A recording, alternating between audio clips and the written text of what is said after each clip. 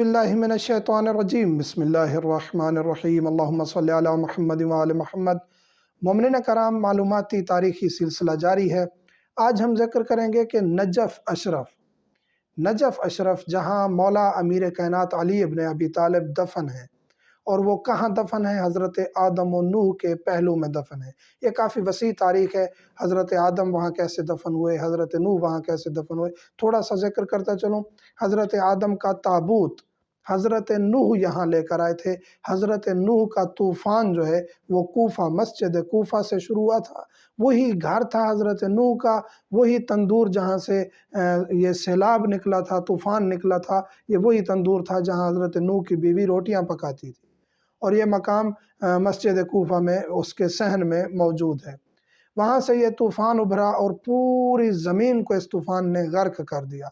और हज़रत आदम का जो ताबूत है उसको संभाला हज़रत नूह ने, और हज़रत नूह की कश्ती पर वो सवार हुआ, ताबूत हज़रत नूह ने रखा, और हज़रत नूह यहाँ नजफ़ की पहाड़ी पर आए। और एक रिवायत ये है कि यहाँ उनकी कश्ती रुकी और तूफ़ान उनका यहीं आके ख़त्म हुआ, और हज़रत नूह यहीं उतरे, और यहीं दफन है हज़रत आदम और हज़रत नूह मौला अमीर कायनात के साथ दफन है।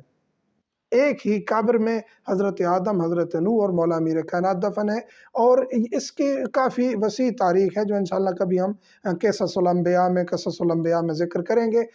आज जो ज़िक्र करना है कि नजफ़ अशरफ का नाम नजफ़ अशरफ क्यों है।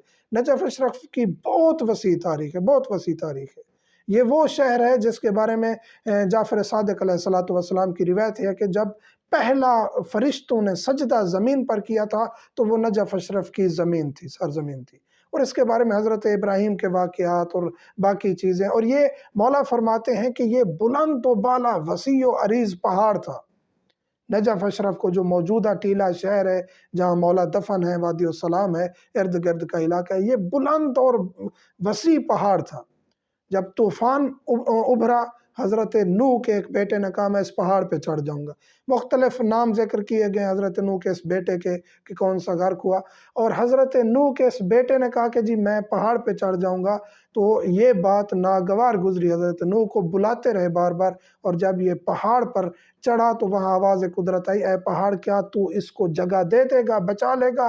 तो वो पहाड़ मौला कहते हैं शाम और इराक के दरमियान फैल गया और रेत बन के ज़मीन के साथ मिल गया, और बाकी छोटे से टीले बचे जो आज तक बाकी हैं। जो लोग नजफ़ आते हैं देखते हैं कि टीलों पर मुश्तमिल है ये पहाड़ी।